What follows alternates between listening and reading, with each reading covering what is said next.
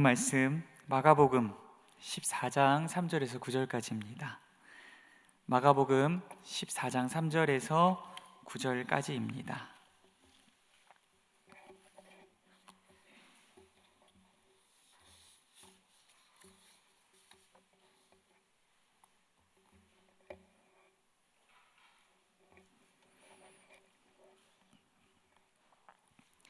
마가복음 14장 3절에서 9절까지 한 절씩 교독하시고 9절 합독하도록 하겠습니다.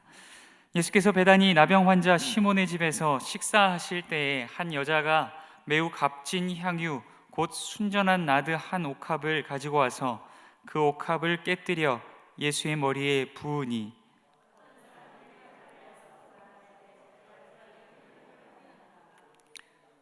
이 향유를 300데나리온 이상에 팔아 가난한 자들에게 줄 수 있었겠도다 하며 그 여자를 책망하는지라.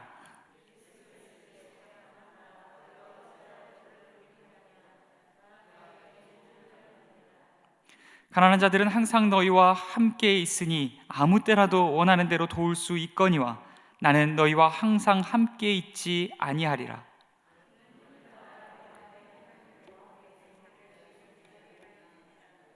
구절 합독하겠습니다. 내가 진실로 너희에게 이르노니 온 천하에 어디서든지 복음이 전파되는 곳에는 이 여자가 행한 일도 말하여 그를 기억하리라 하시니라. 아멘. 바로 말씀으로 들어가겠습니다. 오늘 본문 제목 제자입니까? 라는 주제로 함께 말씀 나누길 원합니다. 우리가 익히 알고 있는 이 도유 사건, 한 이름 없는 여인의 향유 부음의 사건은 마가복음 14장 서두에 기록되고 있습니다. 이 사건이 마가복음 14장의 서두에 기록되고 있는 이유가 무엇일까요? 성경에는 한 글자 한 글자도 그냥 적혀 있는 것이 없고 그 위치조차도 그냥 들어가 있는 것이 아닙니다. 모든 것에 다 이유가 있습니다. 14장 서두에 이것이 기록된 이유는 무엇이냐면 마가복음 14장과 15장은 예수님의 순환을 다루고 있습니다. 순환 기사를 다루고 있습니다. 지금 이 기사가 이 이름 없는 한 여인이 예수님께 향유를 부어드린 사건이 예수님의 순환 사건 앞에 위치하고 있는 것은 이것이 곧 예수님의 순환을 예비하고 준비하는 역할을 하기 때문입니다. 또한 이 사건이 일어난 시기에 대해서 짚고 넘어가겠습니다. 1절에 언급된 대로 이 사건이 일어난 시기는 유월절과 무교절입니다. 왜 유월절과 무교절일까요? 유월절은 이스라엘 백성들이 어린 양의 피로 구원을 얻은 사건, 그것을 기념하는 절기입니다. 그리고 무교절은 유월절과 연장선상에서 일주일 동안 누룩을 넣지 않은 무교병을 먹으면서 출애굽 이후 이스라엘로서의 새로운 출발을 기념하고 기억하는 날이 바로 무교절입니다. 옛 유월절과 무교절이 어린 양의 피로 인한 구원과 또한 모세가 이끄는 출애굽을 통한 이스라엘로서의 출발을 기념하였습니다. 그렇다면 지금 이 여인이 기념하려 하고 있고 준비하고 예비하려 하고 있는 이 예수님의 순환이 의미하는 것은 무엇이냐면 예수님의 예수 그리스도의 피로 인한 구원과 또한 예수님이 이끄시는, 모세가 아닌 예수님이 이끄시는 새 출애굽을 통한 새 이스라엘로서의 출발을 기념하고 있는 것입니다. 새 출애굽이라는 말씀을 드리는 것은 옛 출애굽은 모세가 애굽의 압제, 바로와 애굽의 압제로부터 이스라엘 백성을 탈출시킨 것이라면 새 출애굽은 무엇이냐면 예수 그리스도께서 그의 피로 말미암아 그의 대속적 죽으심과 부활하심으로 말미암아 죄와 사망의 권세로부터 다시금 이끌어내신 것, 그것을 새 출애굽이라고 하는 것입니다.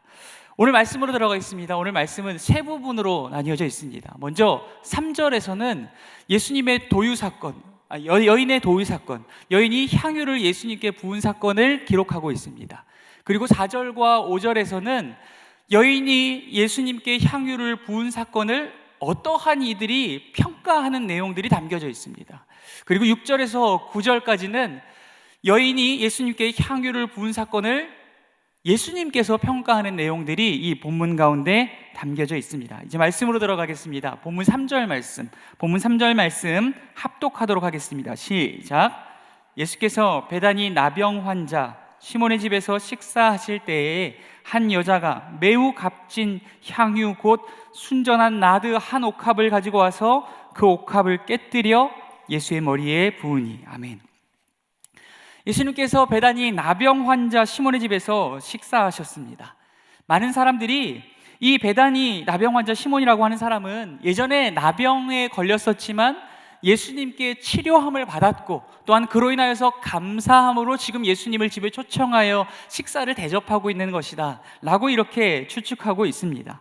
그런데 마가는 굳이 전후 설명도 없이 이 나병 환자라고 하는 소개를 여기에 적은 이유가 무엇일까요?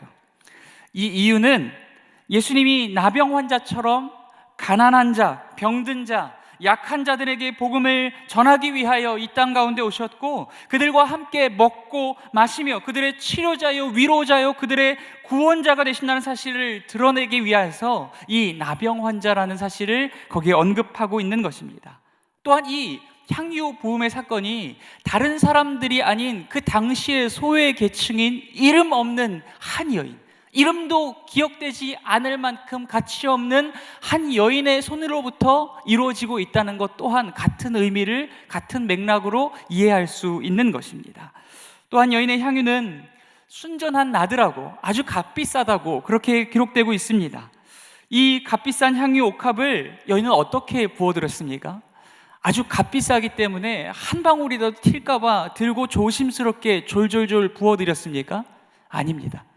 여인은 예수님께 향유를 부어드리기 전에 어떻게 했습니까? 그 옥합을 깨뜨렸습니다. 깨뜨린 이유는 무엇일까요? 전부 드리겠다라는 결단과 각오를 한 것입니다. 주님이 내가 가진 전부보다도 나의 생명보다도 귀하고 사랑스러우시기에 나의 사랑하는 주님께 나의 전부를 드리겠다라는 마음으로 먼저 그 병을 깨뜨리고 예수님께 그것을 전부 부어드린 것입니다. 그렇기에 이 여인의 행위가 아주 아름다운 은혜와 큰 도전이 우리에게 되는 것입니다. 마가가 이 여인의 이름을 굳이 기록하지 않고 있습니다.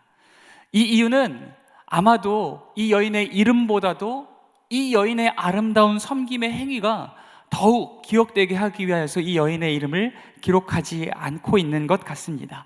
이 이름 없는 한 여인의 행위는 마가복음 12장에 과부의 두 렙돈 헌금 사건과 연결되어서 그 의미를 더욱 풍성하게 합니다. 마가복음 14장 8절에 보면 이 여인은 어떻게 섬겼다라고 기록합니까? 힘을 다하여 드렸다라고 기록하고 있습니다. 또한 12장 44절에 보면은요, 두 렙돈을 드린 과부 또한 자기의 모든 소유 곧 생활비 전부를 드렸다라고 기록하고 있습니다. 지금 이 두 여인들은 그녀들이 가진 모든 것, 자기의 전부와 자기의 생명을 예수님께 드렸다는 것을 알 수 있습니다. 한 이름 없는 여인이 주님을 사랑함으로 주님을 위하여서 자기의 전부와 자기의 생명을 주님께 부어드리고 있는 것입니다. 이제 이 여인이 주님을 사랑함으로 인하여서 주님께 헌신하였습니다. 주님을 섬겼습니다. 이제 이 여인의 행위가 다른 이들에게 어떻게 보여지고 평가되어질까요? 우리 말씀을 통해서 확인해 볼 수 있도록 하겠습니다. 이 여인의 도유 사건에 대한 어떤 사람들의 평가가 4절과 5절, 본문 4절과 5절에서 기록되고 있습니다. 우리 4절과 5절 말씀 천천히 합독하겠습니다. 어떤 사람들이 화를 내어 서로 말하되 어찌하여 이 향유를 허비하는가? 이 향유를 300데나리온 이상에 팔아 가난한 자들에게 줄 수 있었겠도다 하며 그 여자를 책망하는지라. 아멘. 마가는 타복음서들과 달리 이 지금 비난하는 무리들을 어떤 사람들로 언급하고 있습니다. 이는 그들이 정확히 누구냐보다도 그들의 말과 행동이 더욱 도드라져야 하기 때문에, 부각되어져야 하기 때문에 그들의 이름을 지워버린 것 같습니다. 이 어떤 사람들은 지금 말씀 가운데 보면 다짜고짜 먼저 화를 내고 있습니다. 여인은 주님을 사랑함으로 남의 것을 드린 것이 아니라 자기의 것을, 남에게 피해를 주지 않는 선에서 주님께 드렸지만 그 장면을 지켜보고 있던 어떤 사람들이 다짜고짜 먼저 화를 냈다는 것입니다. 왜 화를 냈을까요? 그들이 화를 낸 이유가 무엇일까요? 이 본문 가운데 한 가지 힌트가 있습니다. 허비라고 하는 단어입니다. 예수님께 옥합을 깨어 향유를 부어드린 것이 쓸데없는 낭비라고 생각했기 때문에 생각하고 또 생각할수록 화가 나는 것입니다. 참을 수 없는 분노가 마음 깊은 곳으로부터 일어나는 것입니다.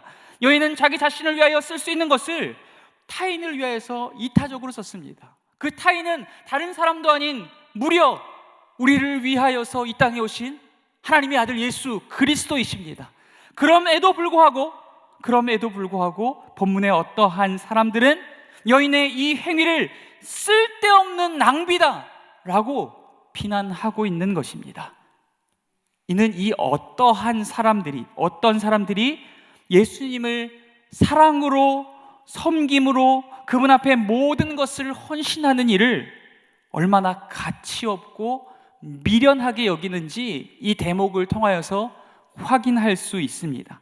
어떤 사람들이 여인의 행동에 대해서 화낸 이유는 어쩌면 자신들이 그토록 바라고 기대하던 유대인의 구원을 위해 오신 새로운 왕, 정치적 메시아가 한낱 도살장에 끌려가는 힘없는 어린 양처럼 수치와 고난을 당하시는 것, 또한 십자가 위에 마치 옥합처럼 그분의 몸이 찢겨지고 깨어지고 부서지며 부어진 향유처럼 그분의 피가 흘려져야 하는 것이 허비이고 허망한 일이며 쓸데없는 낭비처럼 그들에게 여겨졌기 때문일 수도 있습니다. 그들이 이러한 것을 바라고 주님을 따른 것이 아니기 때문입니다. 나의 모든 것을 버리고 주님을 따랐는데 어떻게 주님이 그렇게 주님의 생명을 허비하실 수 있습니까? 라는 마음을 가지고 있었기 때문일 수도 있습니다. 그래서 제자들은 수차례 반복되는 예수님의 순한 예고들 사이에서도 다가올 현실을 직시하지 못하였습니다. 그래서 베드로는 이렇게 말했습니다. 예수를 붙들고 항변하여 이르되 주여 그리마옵소서, 이 일이 결코 주께 미치지 아니하리이다. 베드로는 예수님이 힘없이 끌려가 십자가 위에서 죽으시는 것, 그것이 도무지 일어날 수 없는, 일어나서는 안 되는 허비적인, 소비적인 허망한 일이라고 여겼던 것입니다. 예수님께서 십자가에 못 박혀 죽으시자 모두 예수님을 배반하고 도망하였습니다. 그 이유 또한 이와 마찬가지입니다. 자신들의 기대와 달리 예수님이 허망하게 죽어버렸기 때문입니다. 또한 어떤 사람들은 가난한 자들을 돕기 위해서 쓸 수 있었겠도다 라고 이렇게 이야기합니다. 어떤 학자들은 이를 마음에도 없는 빈말, 비난을 위한 비난이라고 그렇게 해석하기도 합니다. 저도 심정적으로는 여기에 동의가 됩니다. 아마도 이들은 마음 한켠에 정말로 예수님께 이 향유를 부어드리는 것이 아깝고 또한 그 돈이 더욱 가치 있는 곳에 쓰여야 한다고 생각했기 때문에 이야기했던 것도 같습니다. 그러나 이 어떠한 사람들은 어쩌면 정말 가난한 자들을 돕기 위한 마음으로 이 말을 꺼냈을 수도 있습니다. 왜냐하면 지금 마가가 이 말을 언급하고 나서 이 말에 대한 평가를 하고 있지 않기 때문입니다. 성경이 이들의 말과 행위에 대하여서, 태도에 대하여서 평가하고 있지 않다면 우리도 성경을 해석할 때 더 이상 평가하지 않는 것이 옳습니다. 어쩌면 이들의 마음 한켠에는 그냥 비난을 위해서가 아니라 정말 그 300데나리온이 어렵고 힘든 자들을 위하여서 쓰여지기 위한 마음으로 제기했을 수도 있다라는 것입니다. 그렇다면 어떤 이들에게 있어 여인의 행위는 화가 나는 일이었고 허비하는 일이었으며 가난한 자들을 위한 섬김보다도 가치 없는 일로 여겨졌습니다. 그렇다면 주님은 이 여인의 행위를 어떻게 평가하실까요? 과연 주님의 눈에는 이 여인의 행위가 정말 가치 없는 일이고 허망한 일이며 허비하는 일이고 가난한 자들을 섬기는 일보다도 더욱더 가치 없는 것으로 여겨졌을까요? 우리 말씀을 통해서 확인해 볼 수 있도록 하겠습니다. 본문 6절에서 9절까지입니다. 우리 본문 6절에서 9절까지 우리 천천히 합독하도록 하겠습니다. 읽겠습니다. 예수께서 이르시되 가만두라. 너희가 어찌하여 그를 괴롭게 하느냐? 그가 내게 좋은 일을 하였느니라. 가난한 자들은 항상 너희와 함께 있으니 아무 때라도 원하는 대로 도울 수 있거니와 나는 너희와 항상 함께 있지 아니하리라. 그는 힘을 다하여 내 몸에 향유를 부어 내 장례를 미리 준비하였느니라. 내가 진실로 너희에게 이르노니 온 천하에 어디서든지 복음이 전파되는 곳에는 이 여자가 행한 일도 말하여 그를 기억하리라 하시니라. 아멘. 6절에서 예수님은 도리어 여인을 향하여 화를 내며 책망하는 어떤 사람들에 대하여서 여인을 변호하시고 여인의 행동에 대해서 이렇게 평가하십니다. 그가 내게 좋은 일을 하였느니라. 그가 내게 좋은 일을 하였느니라. 그가 내게 선한 일을 하였느니라 라고 평가하십니다. 여기서 언급하는 좋은 일은 어떤 사람들이 내뱉은 그 허비라는 단어와 정반대편에 있는 단어입니다. 어떠한 이들의 눈에는 그 여인이 예수님께 옥합을 깨어서 향유를 부어드리는 사건이 허비, 낭비, 허망한 일처럼 여겨졌을 것입니다. 그러나 예수님께서는 그것이 좋고 선한 일로 여겨졌다라는 것입니다. 예수님을 향해 예수님을 위해 자기의 귀한 향유 옥합을 깨어 부어드렸던 이 여인의 행위가 어떤 이들의 눈과는 다르게 예수님께만큼은 좋은 일, 선한 일로 여겨졌다는 것입니다. 예수님의 평가는 첫째, 다른 어떤 일보다 예수님을 사랑하고 섬김으로 그분 앞에 자신의 모든 것을 희생하고 헌신하는 일이야말로 허비가 아닌 좋은 일이라고 평가하십니다. 또한 둘째, 예수님은 죄로 인해 죽어가는 자기 백성들을 살리시기 위해 이 땅에 오셨고 그 뜻을 이루기 위해 십자가 위에 마치 자기의 옥합을 깨뜨려 향유를 부어드리듯 자기의 육신을 십자가 위에 깨뜨리시고 부서뜨리시고 찢으심으로 자기의 피를 부어드리셨습니다.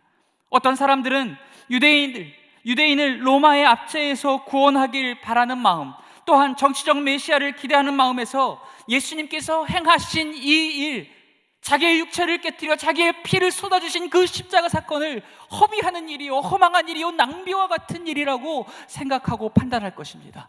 그러나 이것이 주님께만은, 하나님께만은 좋은 일로, 선한 일로 받아들여진다는 것입니다. 7절에서 예수님께서는 가난한 자에 대해서 이렇게 말씀하십니다. 그들이 항상 있다 라고 말씀하셨습니다. 이 말씀은 무슨 뜻일까요? 가난한 백성들을, 가난한 사람들을 돌보는 일이 중요하지 않다는 뜻일까요? 아닙니다. 결단코 그렇지 않습니다. 아무 때라도 원하는 대로 도울 수 있거니와 라는 말씀은 도리어 가난한 자들을 도울 수 있는 기회가 항상 있다면 그것을 실천하라는 말씀으로 받아야 합니다. 그러나 그럼에도 불구하고 분명한 것은 가난한 사람은 언제나 존재하지만 지금 예수님을 섬길 수 있는 이 기회는 제한되어 있다는 사실을 말씀하고 계신 것입니다. 예수님은 여인이 지금 이 시간에 한정하여서 더욱 가치 있는 일을 선택했음을 그에게 말하고 있는 것입니다. 8절에서 향유 부은 여인에 대해서 예수님께서는 이렇게 말씀하십니다. 그가 힘을 다했다. 그가 있는 힘을 다하여서 섬겼다 라고 말씀하십니다. 그녀는 그것의 가치가 얼마인지, 또한 내가 그 행동을 할 때 다른 이들은 무엇라 평가할지, 또한 다른 어떤 것도 다른 누구도 생각하지 않고 오직 예수님만을 바라보았습니다. 여인은 자신이 가진 모든 것으로 자신이 할 수 있는 최선을 다해서 있는 힘껏 주님을 섬겼습니다.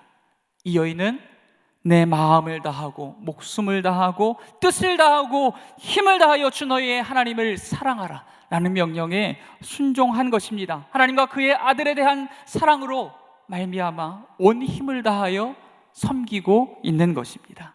그녀가 한 행동은 을의 잔치 때 손님을 접대하기 위하여서 기름을 부었던 사건, 그 이상의 것을 의미합니다.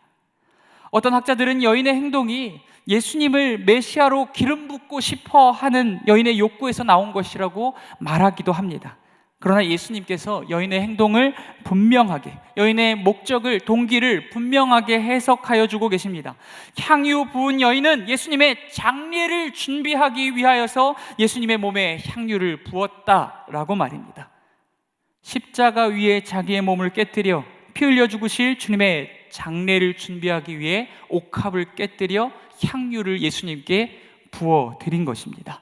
예수님께서 구절을 통해 복음, 즉 좋은 소식이 전파되는 곳에 이 여자가 행한 일, 즉 이 좋은 일도 말하여 기억되리라 라고 말씀하십니다. 향유 옥합을 깨뜨려 주님을 위하여 아낌없이 드린 이 여인의 행동이 마치 인류를 구원하시고자 하시는 하나님 아버지의 뜻을 이루기 위하여서 자기의 몸을 깨뜨려 물과 피를 쏟아 아낌없이 드린 예수님의 행동을 닮아 있기 때문입니다. 또한 주님과 주님의 십자가 구속사건을 위하여서 자기의 전부를 내어드린 여인의 행동이 복음에 동참하는 귀한 행위였기 때문입니다. 어떠한 사람들, 곧 주님의 제자들은 이 일에 대하여서 생각하는 것을 달갑게 여기지 않았습니다. 또한 베드로도 더욱 그러했습니다. 그러나 여인은 그 어떠한 제자들보다도 주님의 마음을 더욱 잘 알았고 이 영광스러운 복음 사역에 기꺼이 동참하여내고 있는 것입니다. 사랑하는 성도 여러분, 최상의 설교란 십자가에서 못 박히신 그리스도만을 전하는 일입니다. 최상의 생활이란 그리스도와 같이 십자가에 못 박힌 채 하루하루를 살아가는 것입니다. 가장 훌륭한 사람이란 십자가를 진 사람입니다. 우리가 주님의 말할 수 없는 고통을 바라보며 살고 우리의 죄를 속량하기 위하여서 고초를 겪으신 주님을 이해하면 이해할수록 우리의 말과 행위와 삶과 우리의 존재가 십자가에 더욱 가까워져 가고 우리의 삶을 통하여서 십자가가 더욱 분명하게 새겨지고 드러나게 될 줄 믿습니다. 우리가 갈보리의 부르짖음 소리가 가까이 들리는 곳에서 살아갈수록 천국과 지옥을 분별케 되는 삶을 살아가게 될 줄 믿습니다. 주님의 고초를 염두에 두면 둘수록 우리가 더욱 주님 앞에 낮아지고 주님을 닮아가는 삶을 살아가게 될 줄 믿습니다. 사랑하는 성도 여러분, 오늘 이 일련의 이야기는 우리에게 직접적인 질문을 던집니다. 예수님의 참된 제자는 누구인가? 라고 말입니다. 1절에 보면 대제사장들과 서기관들이 예수님을 흉계로 잡아 죽일 방도를 구하는 장면이 나옵니다. 그리고 본문 가운데는 여인의 행위를 비난하였던 어떤 사람들, 즉 다른 복음서들에서 밝히기로는 예수님의 제자들이 등장합니다. 그리고 이 본문이 끝나고 난 직후 마가복음 14장 10절과 11절에서 예수님의 제자들 중 하나인 가룟 유다가 예수님을 죽이려고 흉계를 꾸미던 대제사장들에게 예수님을 팔아넘기려는 시도가 기록됩니다. 자신들만이 하나님의 백성이라 자부하던 대제사장과 서기관들, 그리고 예수님의 제자들, 이들 중 누구도, 그 어떠한 누구도 예수님의 순환과 십자가 죽으심의 의미를 깨닫고 준비하며 동참하려 했던 자들이 없었습니다. 게다가 오늘 본문에서까지 이름조차 지워져 버린 제자들은 말만 많았고 비난만 하였으며 어떠한 행동도 취하지 않았습니다. 그럼에도 불구하고 오히려 이 이름 없는 한 여인만이 아무런 이런 반구의 말 없이 예수님을 섬겨내고 있다는 것입니다. 장차 다가올 예수님의 장례를 준비하며 예수님께 자신이 가진 전부를 깨뜨려 부어 드려내고 있다는 것입니다. 사랑하는 성도 여러분, 묻겠습니다. 누가 참된 제자입니까? 대제사장들과 서기관들입니까? 예수님과 함께 먹고 마셨던 제자들입니까? 아니면 이 이름 없는 한 여인입니까? 그리고 오늘 저와 여러분은 예수님의 참된 제자가 맞습니까? 오늘 마가는 이 본문을 통하여 우리에게 이렇게 질문하고 있습니다. 당신은 참된 제자가 맞습니까? 오늘 예수님의 순환과 죽음을 묵상하며 예수님과 예수님의 십자가 구속사건을 위하여서 자신의 전부를 아낌없이 부어드렸던 이 이름 없는 여인처럼 오늘 우리도 예수님의 순환과 죽음을 묵상하며 또한 예수님의 순환과 죽음에 동참하는 마음으로 십자가에서 죽으시고 다시 사신 주님만을 나타내기 위한 목적으로 우리의 옥합, 곧 주님보다 사랑하는 우상적인 가치들, 교만의 옥합, 자존심의 옥합, 자아의 옥합, 물질의 옥합, 시간의 옥합, 은사의 옥합, 나의 삶과 생명의 옥합조차 아끼지 아니하고 기꺼이 주님을 위하여 깨뜨려 부어드릴 수 있는 저와 여러분이 될 수 있기를 간절히 소원합니다. 어떤 이들은 이러한 것을 바라보며 허비와 낭비라고 혀를 찰 것입니다. 그것으로 세상 가운데 더욱 가치 있는 일을 할 수 있겠노라고 우리를 비난하고 조롱할 것입니다.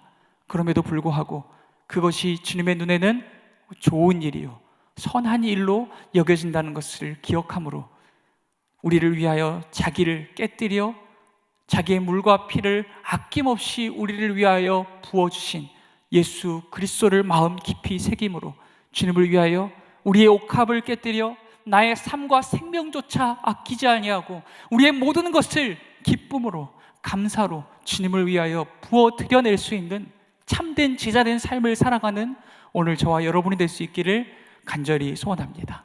기도하겠습니다.